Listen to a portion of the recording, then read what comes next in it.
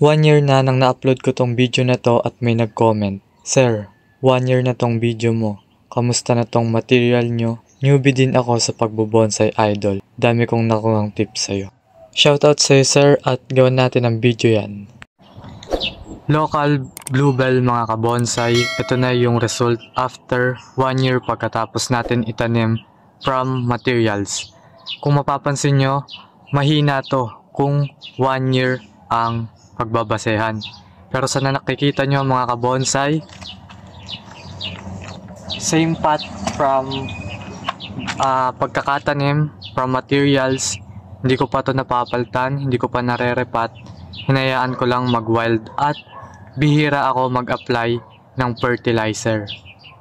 So ayun mga kabonsai, hindi ko pa to nawawiringan pero napamilian ko na to nung nakaraan ng sanga para makapag-focus dun sa mga kailangan nating sanga, yung nutrients nitong puno. At dahil meron sa atin nag-request na update dito sa ating local bluebell from materials, ay aayusan natin to. So yun mga kabonsai, sa pagwawiring at sa pag-ayos ng halaman ay meron tayong dalawang way, which is yung with rules at without rules. So dahil nag-request sa atin si sir, ang gagawin ko ngayon ay yung without rules para makita agad natin yung layout or forma nitong puno na to. At ang una nating gagawin dito mga kabonsai ay i-defoliate natin, at ito yung isang tips kung paano mag-defoliate ng bluebell dahil madami tong tinik. Gamit lang ang 3 daliri. Natutunan ko lang to sa isang video sa Facebook sa isang idol na nagbo-bonsai. So eto, ganito gagawin. Hawakan lang natin yung dulo ng sanga at yung 3 daliri. Lagay natin dito sa likod ng tinik para di tayo matinik at lahin natin. Yan. Makikita nyo mga bonsai, wala na siyang dahon at eto na yung dahon nang hindi tayo natutusok sa mga tinik.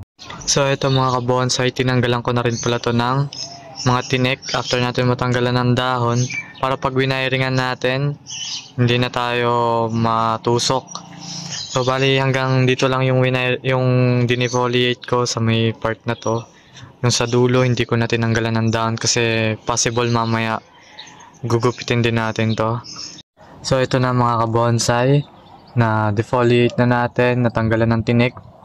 Mas nahirapan pa ako sa pagtatanggal ng tinik kaysa sa pagde-defoliate. Ngayon ay pamimilian natin ang front at back. So bali ito na yung gagamitin nating front kasi dito natin makikita yung sayaw ng puno at yung harap ng mga branches, unlike dito sa likuran.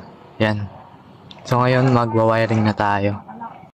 Tips mga kabonsai, kapag magwa-wiring tayo, huwag nating didiligan yung bonsai materials ng 2 or 3 araw para hindi mabilis mabiak ang mga sanga kapag binend natin.